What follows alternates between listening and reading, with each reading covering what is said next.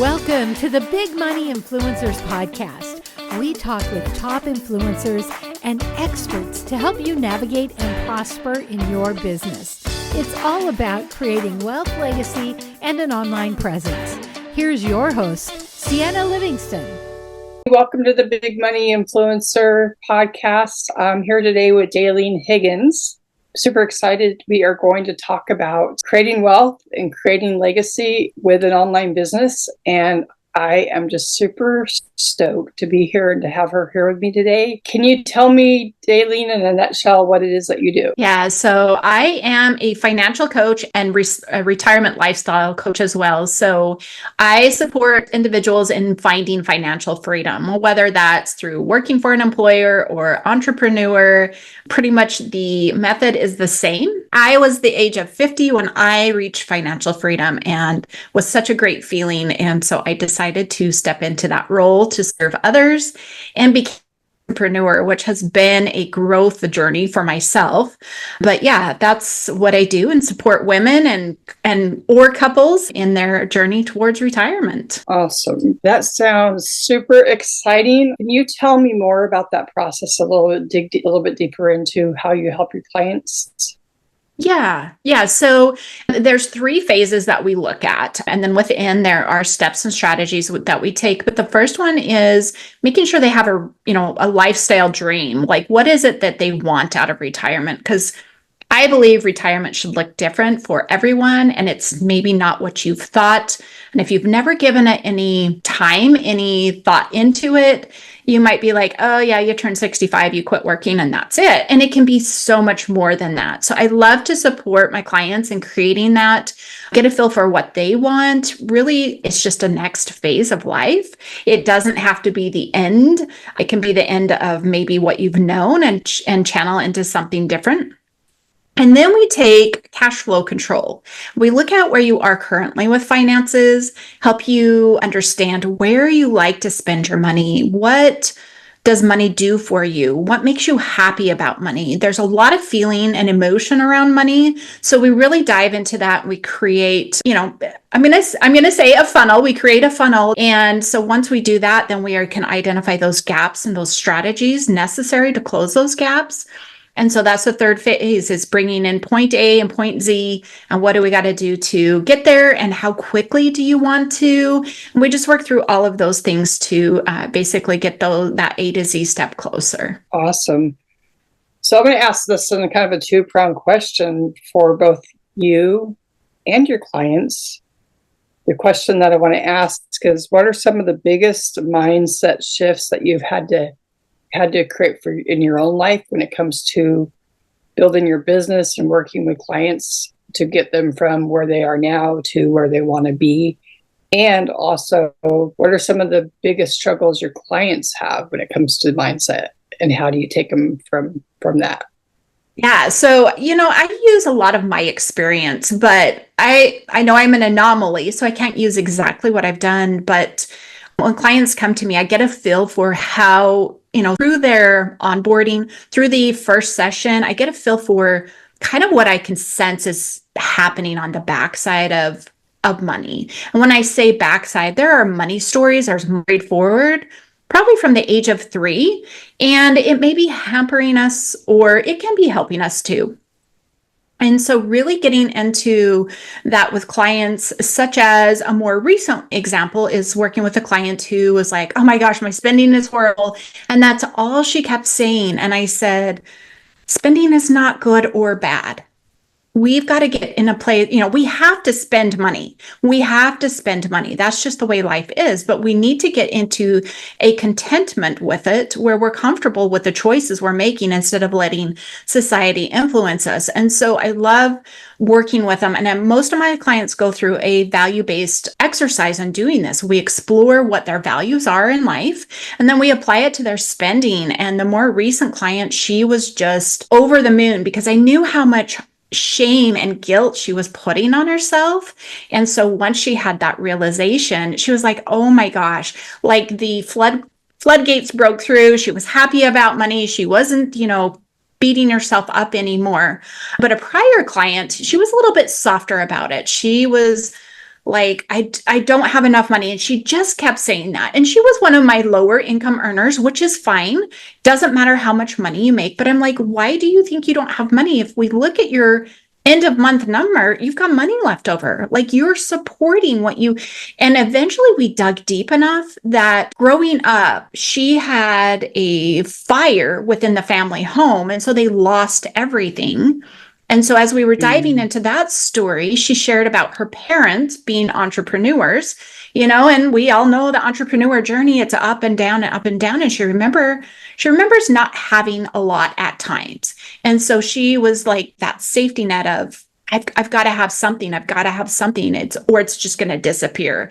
And so working through that and getting that, number one, that realization, and then number two, how she can start looking for ways of how her money's supporting her. I'm like, you need to see how it's working for you, how it's supporting you, how you're setting yourself up and doing that. And so really working through them.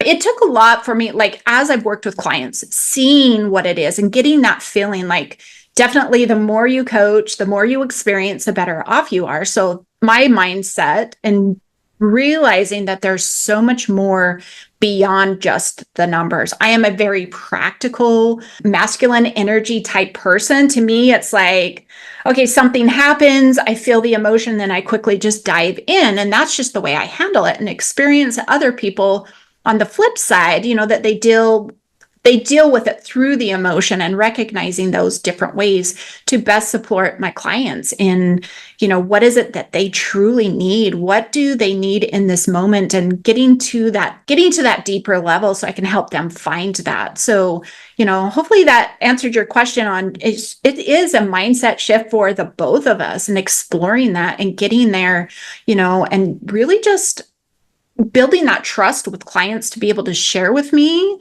such as, which you wouldn't think that a fire, we had a fire when I was younger, but I'm sure some people don't feel great about that. We lost everything, we this and we that.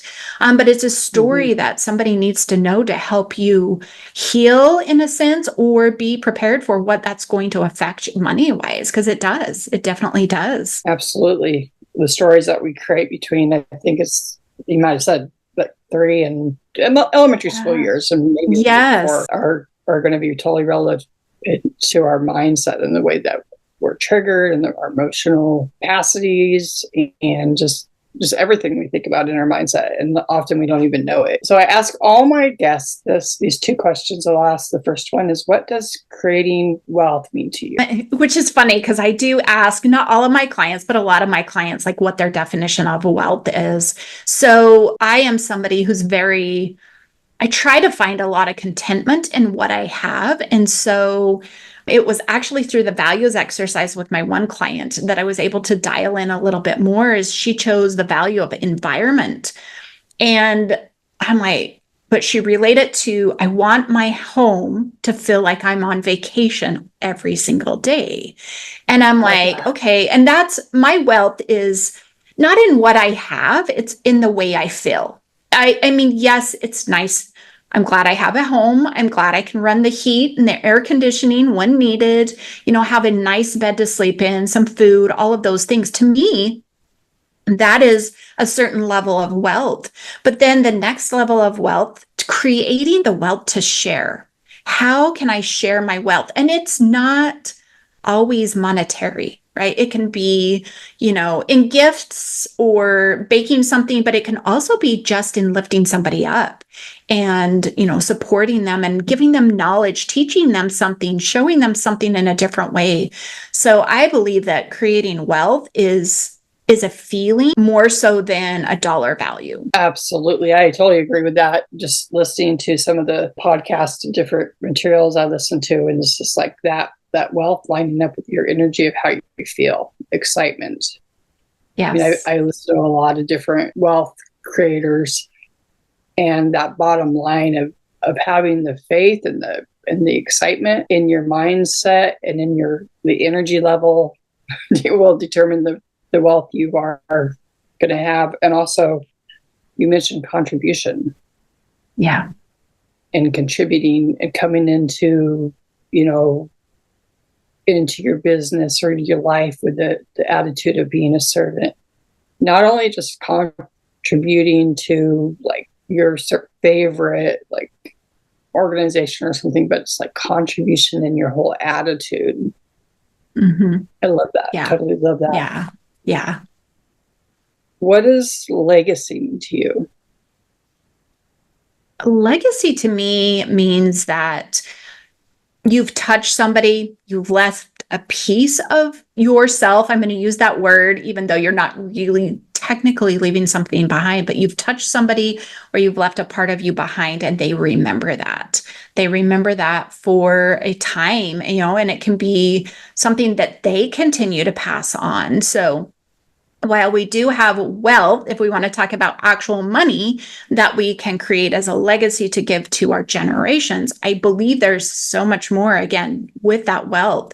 We can touch people's hearts and touch people's minds and giving them more experience. So prior to my retirement, I had lost both my parents 1 year after another. And I was very fortunate to have them as many years as I did. And they taught me a lot. And so, they were very modest living. My dad was a government worker, but they made it work. There were 7 of us children. They provided very well. So they showed me how to do that. So to me, that's a legacy. But also, as I started my business, not knowing what I was doing, new to it, I was just like thinking about, if they were actually here, what would they tell me to do? What would be either their celebration with me or their advice, or, and so I have spent a lot of time in my, last 2.5 years building this business, really, connecting with what it was they shared with me over all of the years that I experienced, and think, would this have been something they would have done? And how would they have reflected for me and helped me and supported me through the ups and the downs? So I think the legacy, just like wealth, can be something besides the actual passing of the money. Absolutely. And I believe as you're sharing that, you're giving your clients legacy in their mindset and in their lifestyle. Even if they retire and they grew even a little bit more freedom when it comes to retiring, that's going to leave a lasting legacy on how they're living, how they feel, and then also the kids that they have, their children and their family. So yeah, legacy is totally built into your business, I think. So when you're working with your clients, what would you consider some of the 3 of the top investment strategies that you would suggest? Okay. So they're looking to create or invest or build, right? My first piece of advice is always use your gut. So I'm not going to tell you exactly where to go or what to do, but if you don't believe in it, it goes back to what you were saying. If you don't believe in it, if you don't feel good about it, it's not going to, even create something. So, explore it, understand it, try and learn more about it. If you're like, I'm just not sure. And if you don't ever get there, don't keep, going on down that line. Find something else to go down. But that's on the flip side of that. We always have to be saving. We always have to be setting money aside for retirement. And I know as entrepreneurs, it's definitely a up and down course. But if you can choose a small percentage that you can afford to, even if it's just 1%, there's this author, he wrote Profit First. And that's how he tells you to find a profit in your business, is to set 1% aside in the very, very beginning. I believe that you can do the same thing for retirement.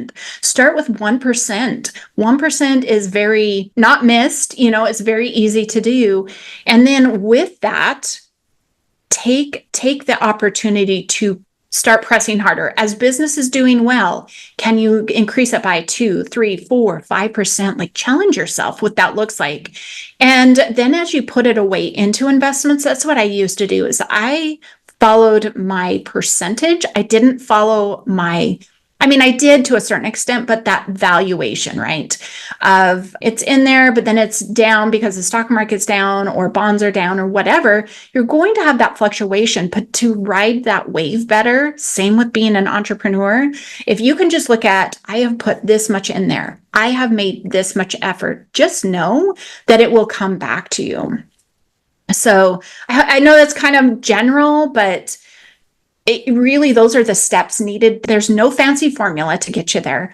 There's no fancy, combination of stocks and bonds. It's just do it. So, I do love Warren Buffett's advice, like invest in things you buy from. So you could go something as simple as that, or, just choose something. Something's better than nothing, but diversifying. And if you look up that definition, that is probably where you're going to have saving grace. So make sure that you know what that means and how to implement that. That's great advice. I love it. A couple more questions. Actually, I want to ask this question before we go off on these two fun questions that are more personal. Where can somebody that loves what you're saying, connects with you, find you? How can they find you to work with you? Yes. So my website is www.elevatefinances.us. All of my information is on there.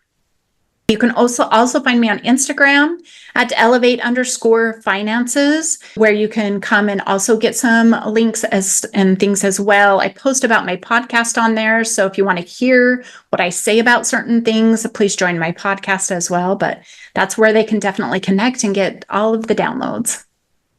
Awesome. So I am so excited to ask these two questions. And the obvious one is you can either, it's like your favorite book that you're reading now or your favorite book of all time. Oh gosh. So the reason I am like, oh my gosh, I am an avid fiction reader. And I do read nonfiction. I don't keep track of those, but I probably read 10 or 12 a year. So an avid fiction reader. With that, I read anywhere between 80 to 125 books a year. So I do come across some amazing ones, some that I love. So let's see, if I go to my most recent one, it was a fantasy romance. And the author is Penn Cole, and it's called Spark of the Everflame. And that one that was a summer read. It took off for me. So if you're into fantasy romance, it's not really spicy and it's a very slow burn. So if you're a reader, you'll know those terms. But yeah, I absolutely love those. And then if I am going to share my favorite book of all time, probably need to do a reread, is Where the Red Fern Grows. That's one I read as a child. I read it twice and I'm like, it just stays with you and it's heartfelt and it's just all of the feels. It's just such a good book. So yeah, I think at 5th grade we had to read it on our own, and then the teacher read it to us in the classroom, and then I think we watched the movie or something. Yeah. Yes. So one other question I wanted to start asking.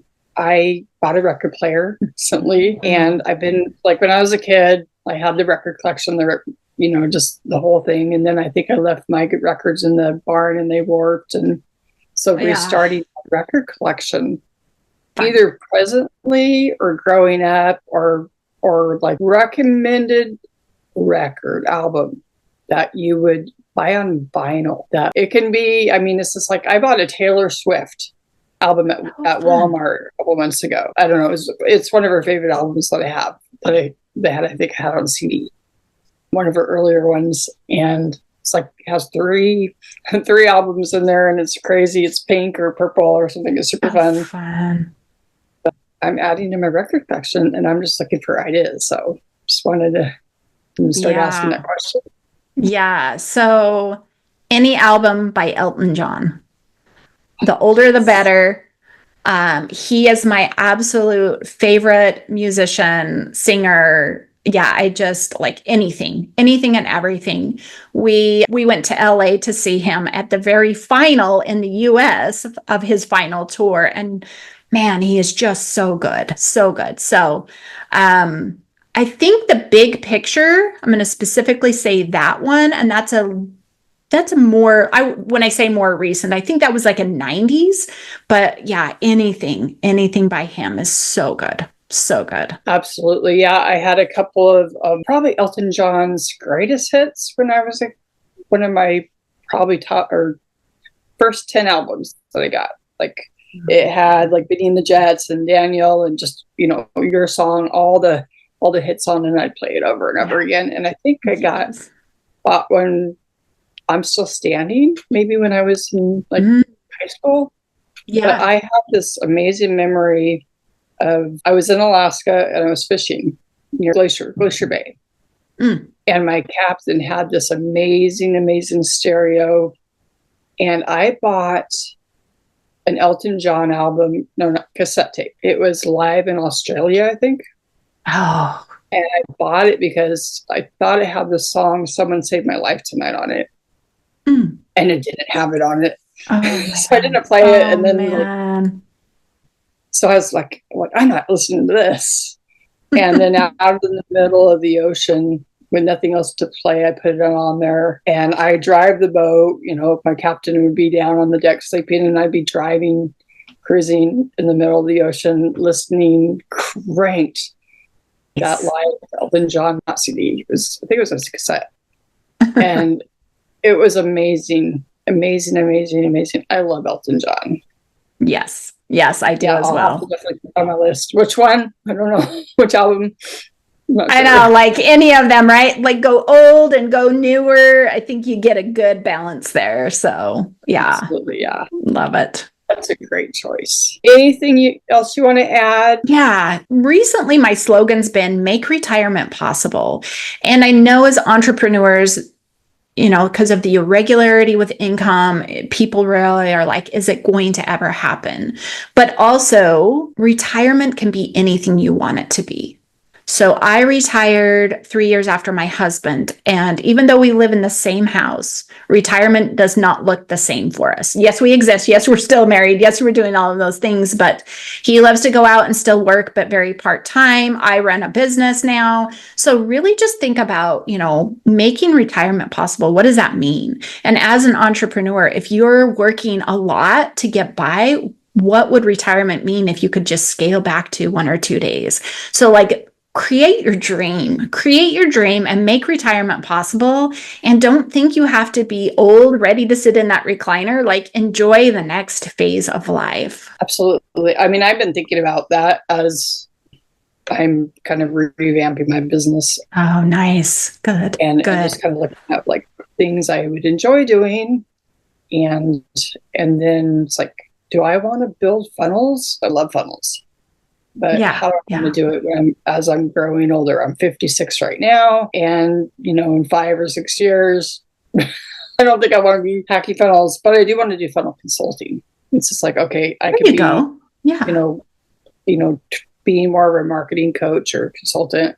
Yeah. And bringing that experience to other people. I love that. Yeah. See, that's what it is. It's just a shift. It's just a different phase. So I love that. So yeah, wonderful. So unless you have anything else to add, I think we're complete. Sounds good. It was so nice to meet with you. Thank you for having me. Absolutely.